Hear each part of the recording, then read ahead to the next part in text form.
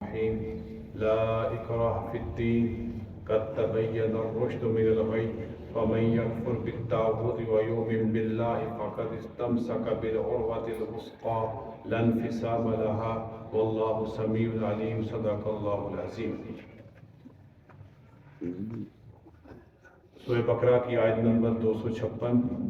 کل اس آیت مبارکہ کے ایک پہلو پہ گفتگو ہوئی تھی اور وہ پہلو یہ تھا کہ کسی کو زبردستی دین اسلام میں داخل نہیں کیا جا سکتا، کیونکہ ایمان نام ہے زبان کے اقرار کا اور دل کے یقین کا. اگر آپ کسی کو زبردستی ایمان پہ لے آئیں، کلمہ طیبہ پڑھا دیں، اسلام پہ لے آئیں، مگر وہ دل سے نہ پڑھے تو اس کا بجائے فائدہ ہونے کے وہ منافقین کی لسٹ میں شمار ہوگا. اس کا ایک پہلو تو یہ تھا. دوسرا پہلو کہ دین میں کوئی زبردستی نہیں.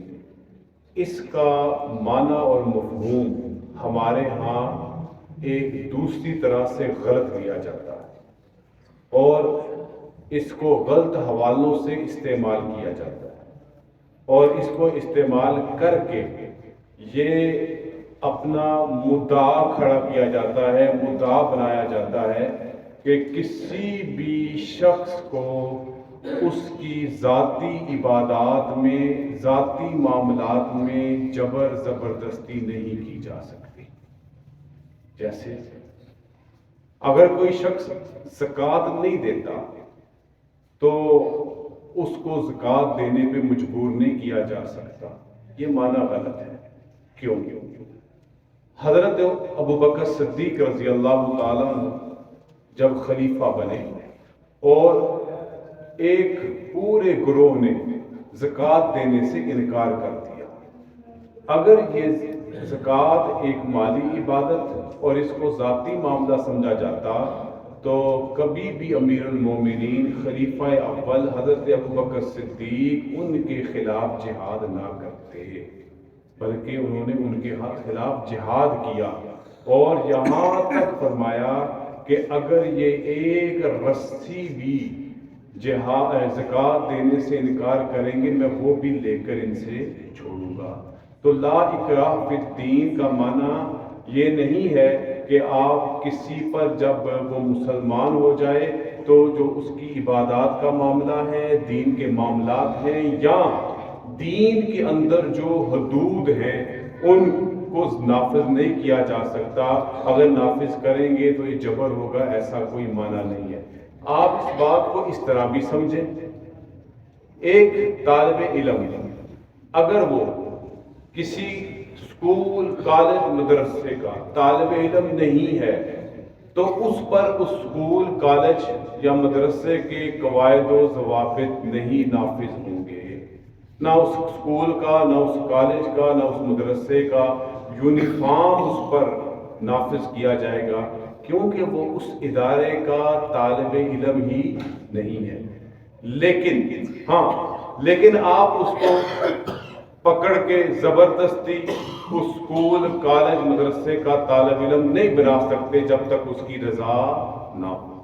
جب اس کی رضا شامل ہو گئی، وہ اپنی مرضی سے کسی بھی اسکول، کالج، مدرسے کا طالب علم بن جاتا ہے. اب اس ادارے کے جو قواعد و ضوابط ہیں، اس کے جو قوانین ہیں، اس کا جو یونیفارم ہے، اب اس پر قابل عمل ہوگا، اس پہ نافذ کیا جائے گا. کوئی شخص اب یہ گلا، شکوہ، شکایت نہیں کر سکتا کہ آپ اس پر زور زبردستی کر رہے ہیں، آپ اس پہ جبر کر رہے ہیں، آپ اس پہ اس چیز کو نافذ نہیں کر سکتے، اس کا ذاتی معاملہ ہے. تو اسی طرح کسی شخص کو زبردستی اسلام میں داخل تو نہیں کیا جا سکتا، لیکن جب وہ اسلام میں داخل ہو جائے، وہ ایمان کی زندگی میں آ جائے تو پھر اس پر شریعت اسلامیہ کے قواعد و ضوابط، قوانین، اتباع الہی، اتباع رسول کے جو معاملات اس پہ نافذ ہوں گے. اگر اس پہ وہ کمی کوتاہی کرے گا تو پھر اختیار ہوگا کہ اس کو ان قواعد و ضوابط کو توڑنے کے موافق اس پر سزا، جزا کا عمل نافذ کیا جائے. ایسے ہی چور چوری کرے تو دین کہتا ہے کہ اس کے ہاتھ کاٹے جائیں. اللہ تعالیٰ محفوظ رکھے، زانی زنا کرے، شادی شدہ ہو تو رجم، اور اگر غیر شادی شدہ ہو تو کوڑے مارے جائیں، اگر قاتل قتل کرے تو قصاصاً اس کو قتل کیا جائے، کوئی کسی پر جھوٹا الزام لگائے بغیر تحقیق کے اول فول بکے اس پہ حد قذف نافذ کی جائے، کوئی ڈاکو ڈاکہ ڈالتا ہے تو اس کی شرعی سزا ہے۔ اب یہ کہا جائے کہ یہ شرعی سزا آپ نافذ کریں گے تو یہ اس پہ جبر ہے، ظلم ہے، زبردستی ہے، ایسا اس آیت کا معنی بالکل بھی نہیں لیا جائے گا۔ ہم یہاں پہ یہ کہہ سکتے ہیں اللہ کے بندو، ایک ملک کا، ایک ریاست کا قانون ہے، وہ کوئی بھی ریاست ہے، وہ برطانیہ ہے، امریکہ ہے، فرانس ہے، ہالینڈ ہے، کوئی بھی ریاست ہے، اس ملک کے قوانین بنے ہیں، آپ اس ملک میں قدم رکھتے ہی ہیں، آپ پر اس ملک کے قوانین، ضوابط، اصول نافذ ہو جاتے ہیں۔ اگر آپ ان میں خرابی کرتے ہیں آپ کو سزا ملتی ہے، آپ اس قانون کے ساتھ بغاوت کرتے ہیں آپ کو لٹکایا جاتا ہے، آپ وغیرہ وغیرہ جو بھی قوانین آپ توڑتے ہیں آپ کو سزا۔ اس وقت تو آپ کو یہ خیال نہیں آتا یہ جبر و ظلم ہے، لیکن جب اسلام کی بات آتی ہے، اسلام کے قوانین کی بات آتی ہے تو سارے دیسی لبرل کھڑے ہو جاتے ہیں اور یہ مطالبہ شروع کر دیتے ہیں کہ جناب دیکھیں دین میں کوئی زور زبردستی نہیں ہے۔ تو اس آیت کا ایک پہلو لا اکراہ فی الدین کا تو یہ ہے کہ آپ کسی کو اسلام میں زبردستی داخل نہیں کر سکتے، اور دوسرا پہلو یہ ہے کہ جب کوئی اسلام قبول کر لیا، ایمان کی زندگی میں آ گیا، اب اس پر کچھ چیزیں نافذ ہوں گی، کچھ اصول نافذ ہوں گے، کچھ قوانین نافذ ہوں گے، کچھ شرائط نافذ ہوں گی، کچھ اعمال کا وہ پابند ہوگا، کچھ عبادات کا وہ پابند ہوگا۔ جیسے ایک اور مثال ذہن میں آ گئی، آپ کے ملک میں روزے کے حوالے سے قانون موجود ہے۔ اسلام تو کہتا ہے کہ بھی روزہ رکھیں جو بالغ مرد ہیں ان کے فرض ہے، ملک کے قانون نے اس کو تحفظ دیا۔ کیا تحفظ دیا؟ کہ کوئی شخص سر عام روزے کے اوقات میں کھا پی نہیں سکتا، اگر ایسا کرتا پایا گیا یا ان اوقات میں کوئی ہوٹل کھانے پینے کی خدمات فراہم نہیں کر سکتا سوائے ریلوے اسٹیشن، ایئرپورٹ، ہسپتال، ان کو اجازت ہے کیونکہ مریض اور مسافر کو رخصت ہے۔ اگر کوئی ایسا کرے گا اس کی سزا آپ کے ملک کے قانون میں غالباً 3 مہینے اور کچھ جرمانہ ہے اگر کوئی اس کی خلاف ورزی کرے گا۔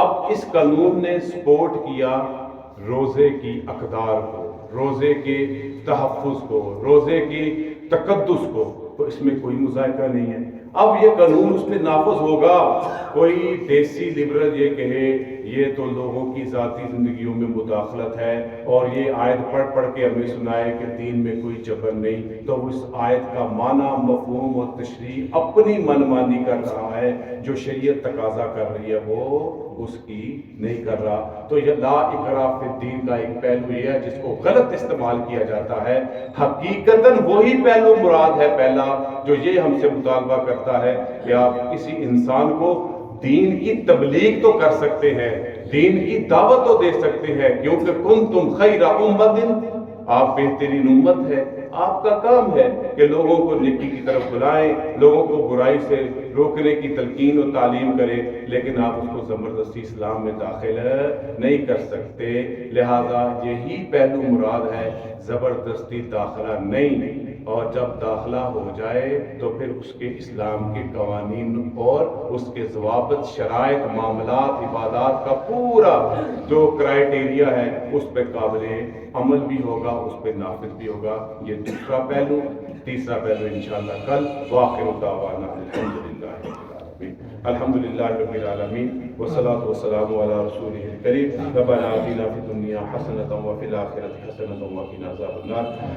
ربنا لا تزغ قلوبنا بعد إذ هديتنا وهب لنا من لدنك رحمة إنك أنت الوهاب اللهم إنا نسألك الجنة ونعوذ بك من عذاب القبر ونعوذ بك من عذاب جهنم ونعوذ بك من فتنة المسيح الدجال ونعوذ بك من فتنة المحيا والممات وصلى الله تعالى على خير خلقه محمد وعلى آله وأصحابه أجمعين برحمتك أرحم الراحمين۔